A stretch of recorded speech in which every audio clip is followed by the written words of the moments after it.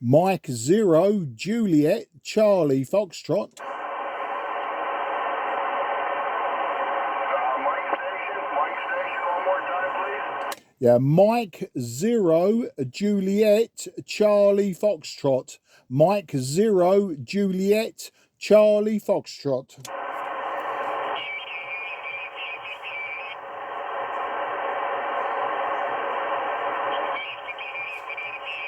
Mike 0 Juliet Charlie Foxtrot, is that correct? Yeah, QSL, that is correct, sir. My name is Mark, Mike Alpha Romeo Kilo, and I'm in the southeast of England, about 15 miles southeast from the city of London. You're just a 5 and 5 to me. You're a 5 and 5. Back to you. Yeah, roger that, Mark. You're also a 5'5", 55 coming into Pennsylvania this morning. Your afternoon, I guess, but the name here is Andy, Alpha November Delta Yankee, located in northeast Pennsylvania. Copy? Yeah, I copy that, Andy. I copy that, no problem whatsoever. 5 and 5 to 5 and 6. Okay, Andy, today I'm using an old Kenwood Trio 830 Sierra. So a TS-830S, 5/8 wave vertical antenna, and the output is between 75 and 100 watts, depending on how finely I've tuned it. Back to you. Yeah, very good, Mark. It's a good audio. You got good audio. You certainly got enough power. I'm using an Icon 7300. I got it set at about 100 watts, and I'm using an IMAX 2000. An IMAX 2000 antenna. It's also it might be like a 5/8 way vertical. It's a 24-foot vertical fiberglass antenna. Roger. Yeah, Roger. Yeah, I do know the antenna. They're very popular in the southeast of England. My one is a Sirio Venom, just a plain aluminium rod, 5/8 wave. But I think the 11-meter fraternity, they're very popular with those. I just bought one because they were cheap, and then just lowered the top section about an inch. That was all, to make it operate more efficiently on 10 meters. But great to get you in the logbook today, Andy. The signals from the USA today seem to be a bit on the low side, all hanging around sort of 5 and 5, 5 and 7. Nothing sort of breaking the needle today. But I've had this radio for about a week now, or just under a week, and I've got a few hybrids, and I just like using them. You know, they're a lot of fun, and it helps to keep it out of the landfill. I do have an IC 7300 myself, so I know how good they are, but you can't beat an old radio with lots of knobs and switches that you have to keep on top of, Andy. Back to you. Yeah, roger that, Mark. I hear you. Yeah, that IMAX 2000, that's good for a couple bands. Good for 11, 10, 12, 15. Those are the main frequencies I use that IMAX 2000 for. With the antenna tuner works just fine. So I got some extra power coming. Should be here in about a week or so. A Mercury 3S, supposed to put out around 1,200 watts, but don't have it in my hands yet. So the 100 watts is just going to have to do me. But hey, nice picture on your profile. Nice picture, nice bike. Yeah, that was my old drag bike, Andy. I used to drag race motorcycles. I haven't done for the best part of 6, 7, maybe even 8 years now. But yeah, that was a homegrown turbo Suzuki. I had help building it, but yeah, 340 horsepower. And now I'm a big bloke, but I could get 0 to 156 in 9.4 seconds. So I was happy with that, Andy. Back to you.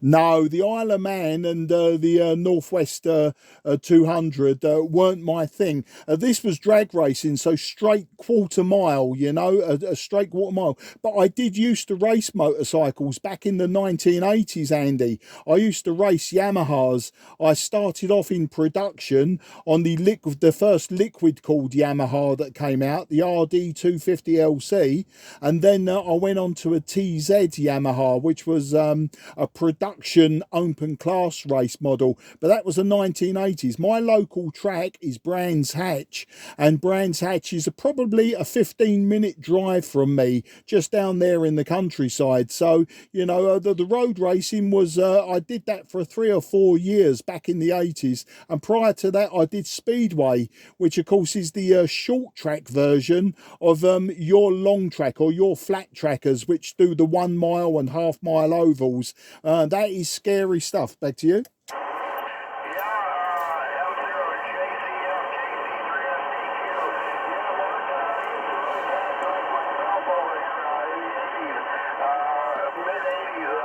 My dad was into drag racing and European hill climbing over in Germany back in the 60s.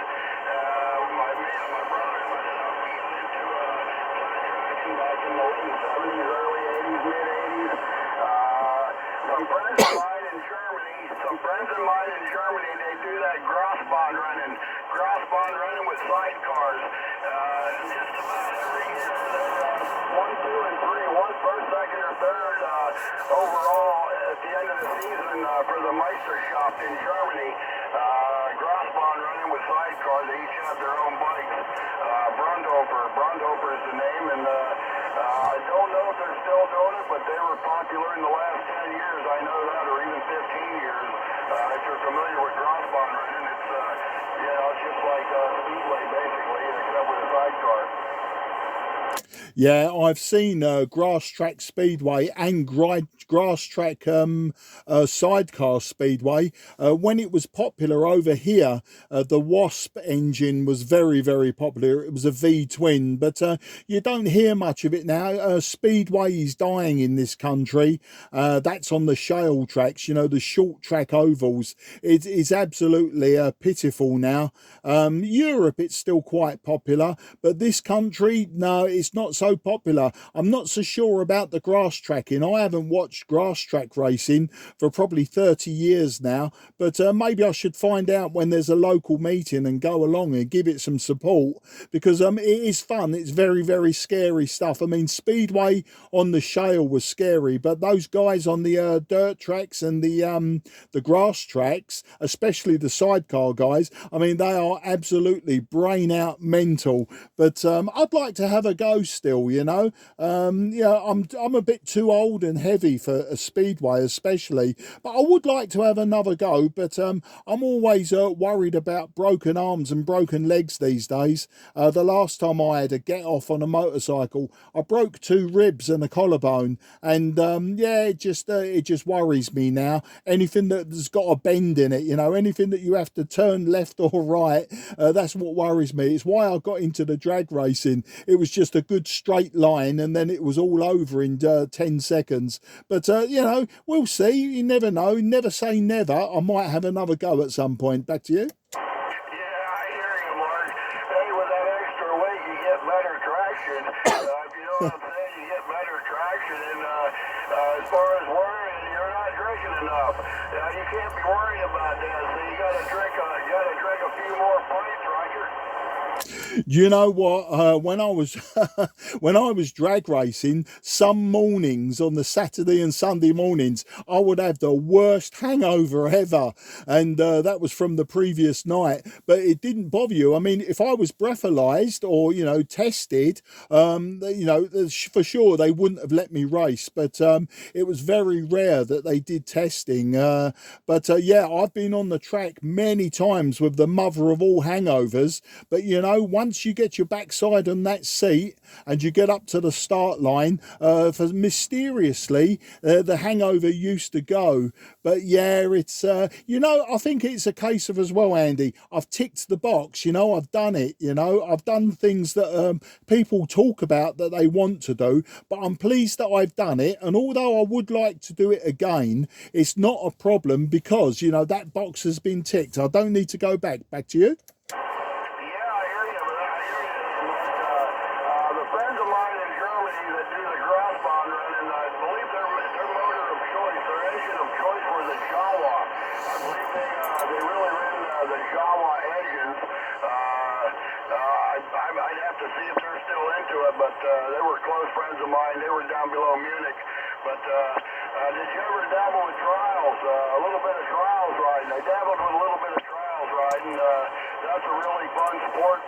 I'm sure you're familiar with it. I know trials is much bigger in Europe than it is here in the United States, but you don't get going too fast on that. And there again, that extra weight will help you get some traction to do some of them tricky maneuvers, Roger.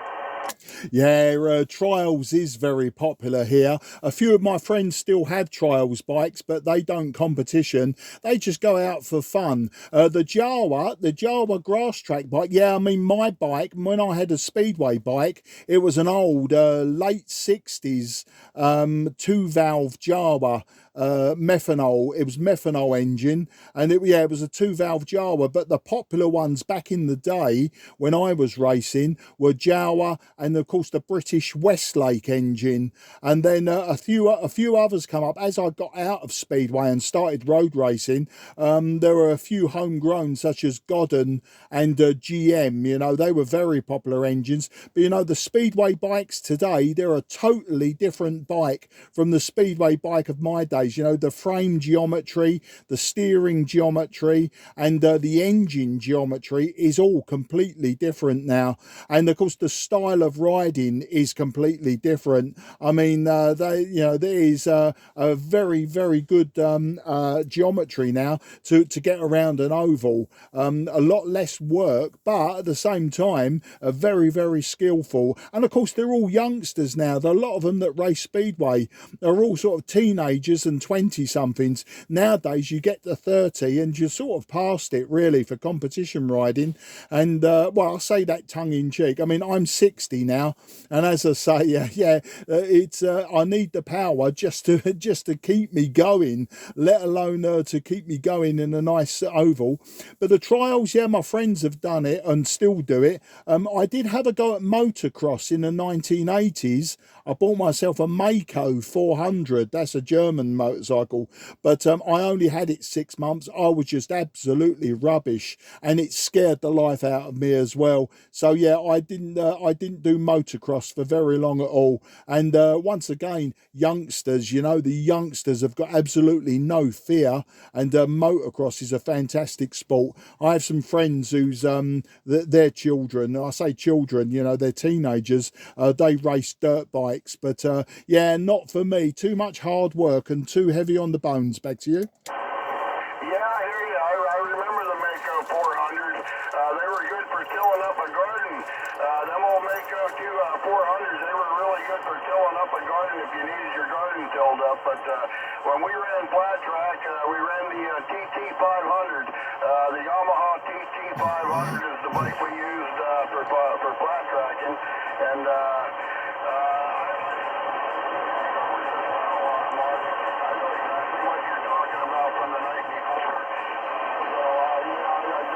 pretty awful until it was time to go down. But wow, man, you're bringing back some memories. And I'm 61, so we're right there together.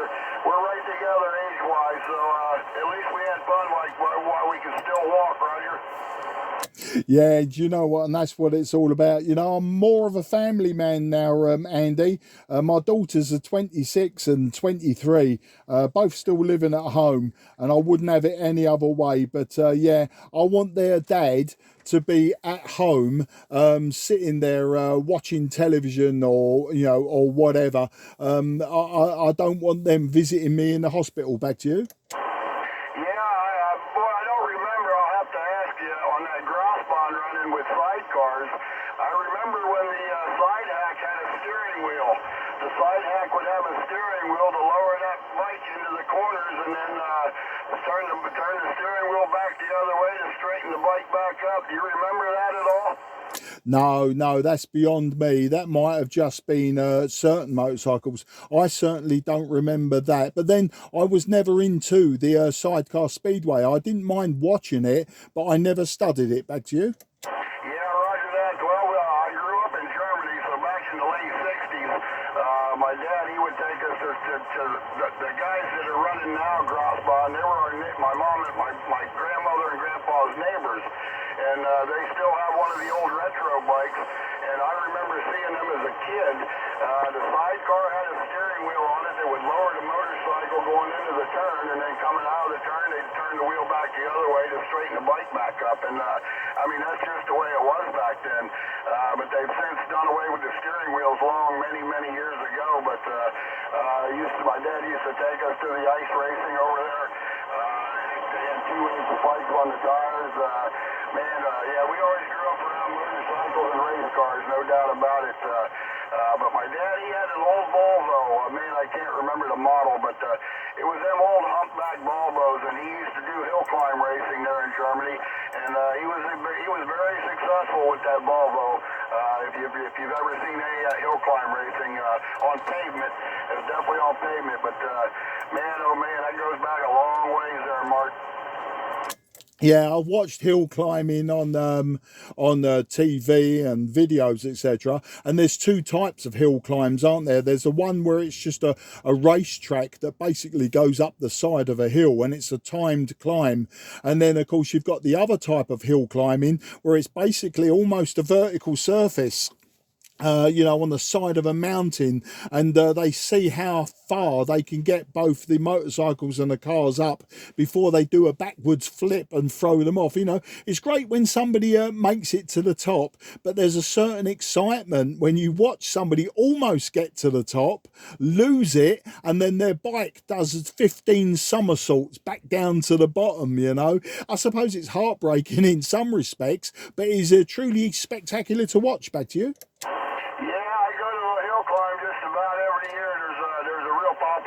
In New York, it's about 4 hours away.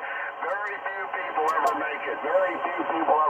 But I think it's the meanest hill climb on the East Coast. And then there's two here in our state, which are pretty decent. But yeah, those are strictly motorcycles with the extended swing arms. So I've been to many of them myself as a spectator. So I know what you're talking about.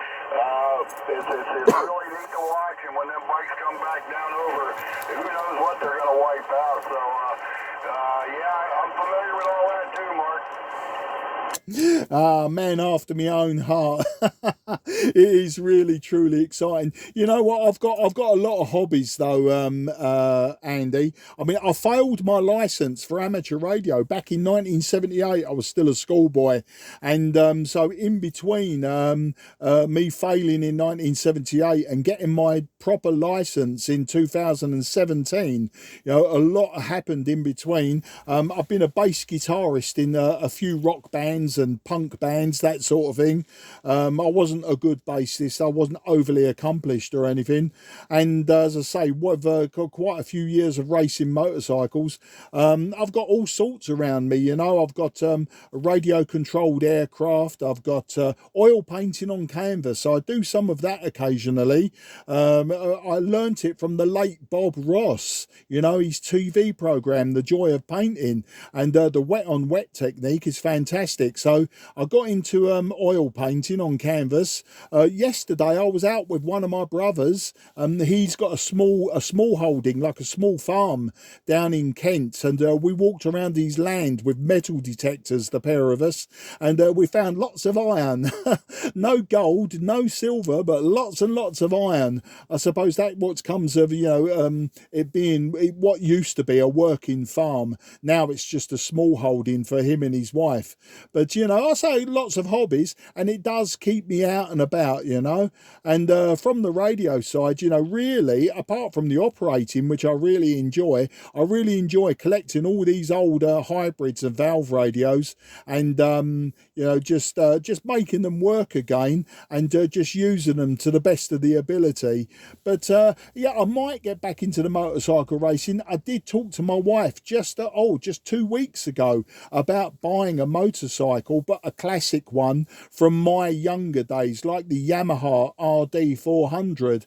I had one back in the day, and I just keep hankering after one, Andy, you know, just to sort of get back into it. I don't really want to ride on the road anymore, and I'm not sure that I want to race on the track anymore, but just to have one in the garage, just to wheel out now and again, you know, polish, admire, start it up, annoy the neighbours. We'll see though, you know, other things I want to do before that, you know, but I've got a feeling that's where I might go, just one to polish and look at. Back to you.